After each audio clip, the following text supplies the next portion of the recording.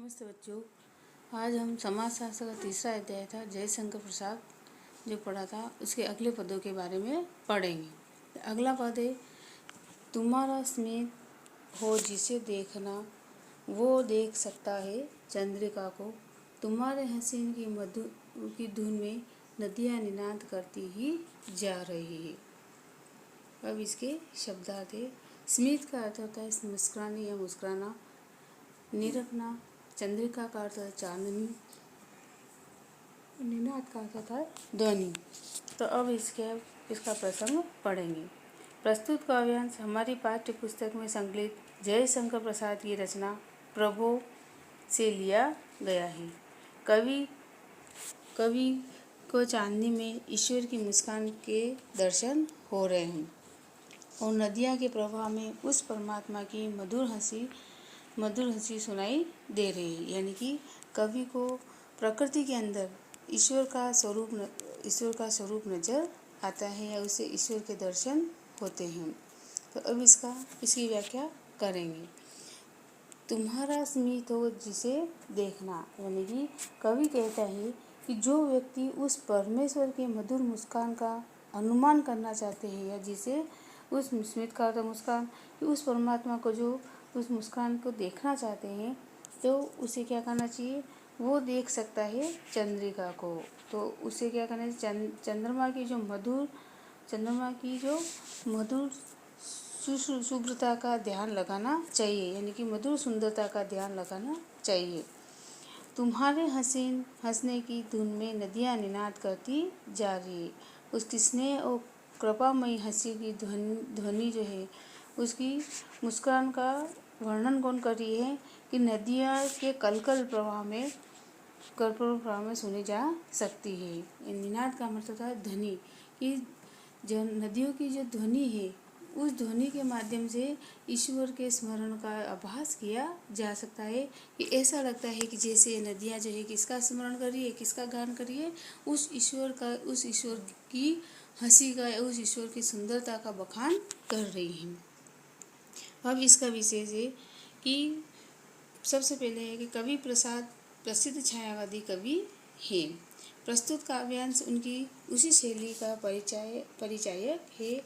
छायावादी कवि प्रकृति के प्रत्येक क्रियाकलाप में उस अज्ञात सत्ता की छाया का अनुभव कराता है। यानी कि प्रकृति के साथ में प्रकृति का वर्णन करते हुए कि हमें शाश्वत सजीव चित्रों का वर्णन करता है। भाषा में तत्सम और तद्भव शब्दों का प्रयोग किया गया है। काव्यांश में उपमा अलंकार तथा मानवीकरण अलंकार का प्रयोग किया गया है। अब अगला पद है, विशाल मंदिर की यामिनी में जिसे देखना हो दीपमाला, तो तारागण की ज्योति उसका पथा अनूठा बता रही है। यामिनी का अर्थ होता है रात, दीपमाला का अर्थ होता है दीपकों की पंक्तियाँ, तारागण का मतलब है तारों का समूह, अनूठा का मतलब है अनोखा या अद्भुत। अब इसकी व्याख्या करेंगे कि प्रस्तुत पद्यांश हमारी पाठ्य पुस्तक में संकलित कवि जयशंकर प्रसाद की जयशंकर की रचना जो है प्रभु से लिया गया है। गद्यांश में कवि जो है नूतन कल्पनाओं के माध्यम से परम प्रभु के अद्भुत व्यक्तित्व की झलक दिखा रहे हैं।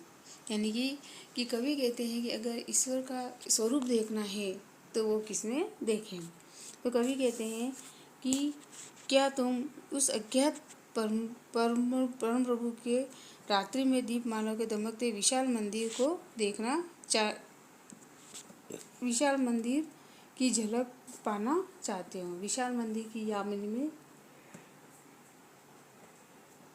यदि ईश्वर को उस विशाल मंदिर का स्वरूप का दर्शन करना है तो कवि कहते हैं तो उस स्वरूप को किस में दर्शन कर सकता है व्यक्ति, तो फिर उस विशाल नीलाकाश में झिलमिलाते असंख्य तारागणों को निहारे। यानी कि जो ईश्वर के दीपों से सुसज्जित विशाल मंदिर के दर्शन करना चाहता है तो किसको देख करके अनुभव कर सकता है, तारागण का तारों का जो समूह है जो आकाश दीप में जो प्रकाशित हो रहा है तो उसको देख करके पता अनूठा बता रही है। तो वो तारागण का जो समूह है उस ईश्वर के विशाल मंदिर का रास्ता या उस विशाल मंदिर के बारे में बता रही हूँ।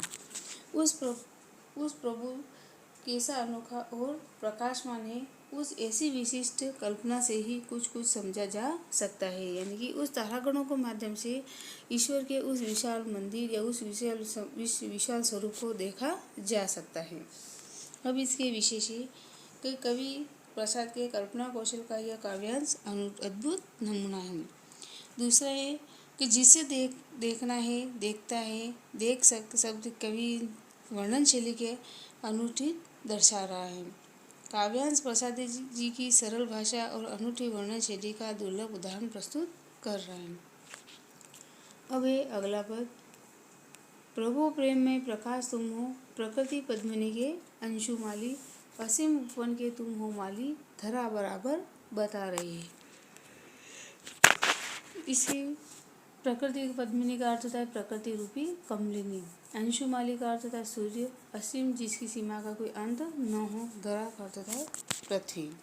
अब इसके पदों की व्याख्या करेंगे कि प्रस्तुत काव्यांश हमारी पाठ्य पुस्तक में संकलित कवि जयशंकर प्रसाद की कविता प्रभु से लिया गया है।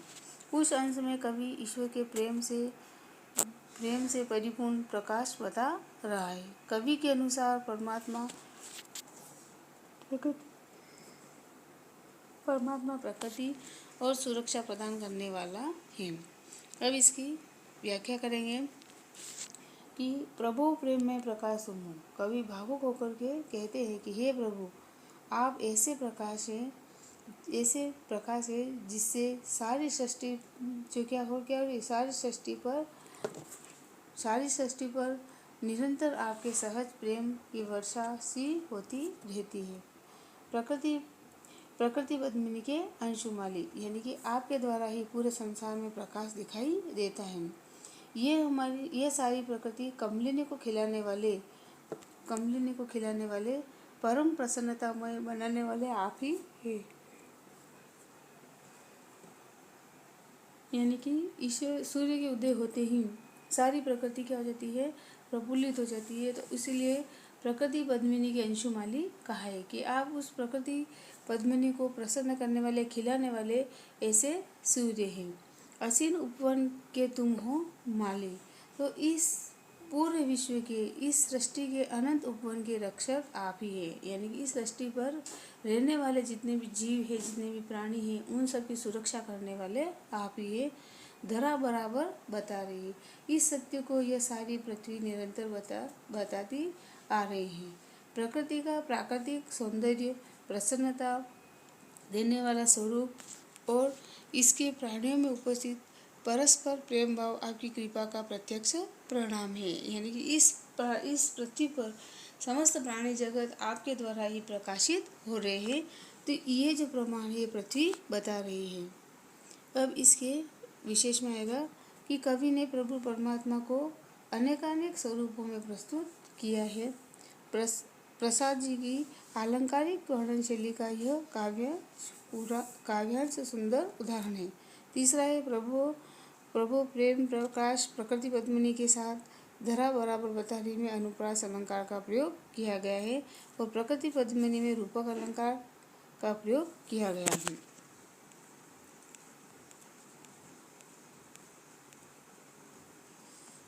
फिर अगला पद है, जो तेरी होवे दया दया निधे, तो पूर्ण होता ही है मनोरथ, सभी ये कहते पुकार करके, यही तो आशा दिला रही है।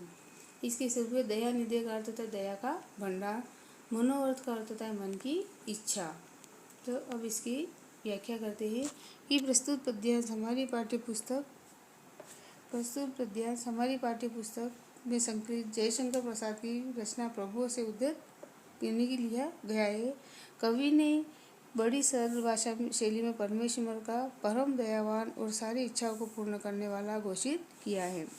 कवि जयशंकर प्रसाद कहते हैं कि हे दया के भंडार परम प्रभु, हे दया के भंडार परम प्रभु,